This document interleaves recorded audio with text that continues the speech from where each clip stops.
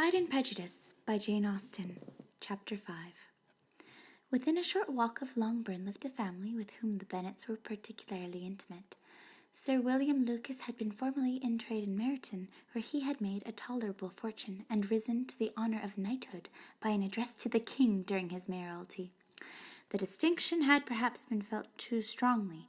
It had given him a disgust to his business and to his residence in a small market town, and in quitting them both, he had removed with his family to a house about a mile from Meryton, denominated from that period Lucas Lodge, where he could think with pleasure of his own importance and, unshackled by business, occupy himself solely in being civil to all the world.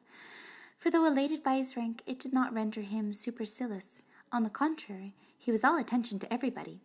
By nature inoffensive, friendly, and obliging, his presentation at St. James had made him courteous.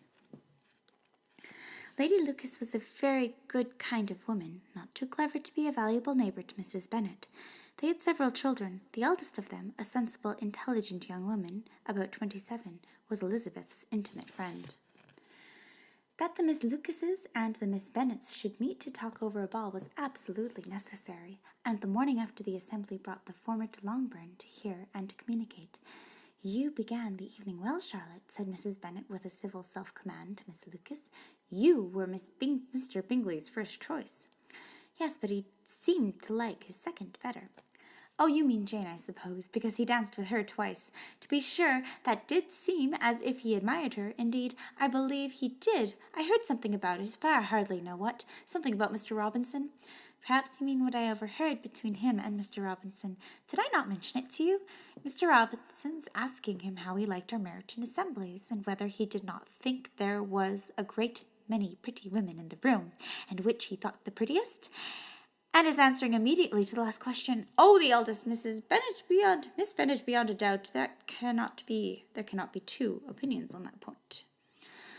"Upon my word, well, that is very decided indeed. That does seem as if, but however, it all may come to nothing, you know." "My overhearings were more to the purpose than yours, Eliza," said Charlotte. "Mr. Darcy was not so well worth listening to as his friend, is he? Poor Eliza, to be only just tolerable." "I beg you would not put it into Lizzie's head to be vexed by his ill treatment, for he is such a disagreeable man that it would be quite a misfortune to be liked by him. Mrs. Long told me last night that he sat close to her for half an hour without once opening his lips." "Are you quite sure, ma'am? Is there not a little mistake?" said Jane. "I certainly saw Mr. Darcy speaking to her." "Aye, because she asked him at last how he liked Netherfield, and he couldn't help but answering her, and she said he seemed quite angry at being spoken to." "Miss Bingley told me," said Jane, "that he never speaks much unless among his most intimate acquaintances. With them he is remarkably agreeable." "I do not believe a word of it, my dear. If he had been so very agreeable, he would have talked to Mrs. Long. But I can guess how it was. Everybody says that he is eat up with pride, and I dare say he had heard it somehow that Mrs. Long does not keep a carriage, and had come to the ball in a hack chaise." "I don't mind his not talking to Mrs. Long," said Miss Lucas, "but I wish he had danced with Lizzie." "Another time, Lizzie," said her mother. "I would not dance with him if I were you." "I believe, ma'am, I may safely promise you never to dance with him." "His pride," said Miss Lucas, "does not offend me so much as pride often does, because there is an excuse for it. One cannot wonder that so very fine a young man, with family, fortune, everything in his favour, should think highly of himself. If I may so express it, he has a right to be proud."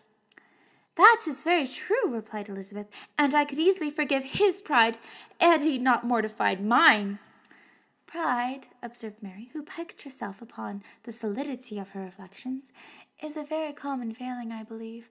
By all that I have ever read, I am convinced that it is very common indeed, that human nature is particularly prone to it, and that there are very few of us who do not cherish a feeling of self-complacency on the score of some quality or other, real or imaginary. Vanity and pride are different things, though the words are often used synonymously. A person may be proud without being vain. Pride relates more to our opinion of ourselves, vanity to what we would have others think of us." "If I were as rich as Mr. Darcy," cried a young Lucas, who came with his sisters, "I should not care how proud I was. I would keep a pack of foxhounds and drink a bottle of wine a day." Then you would drink a great deal more than you ought, said Mrs. Bennet, and if I were to see you at it, I should take away your bottle directly. The boy protested that she should not. She continued to declare that she would, and the argument ended only with the visit.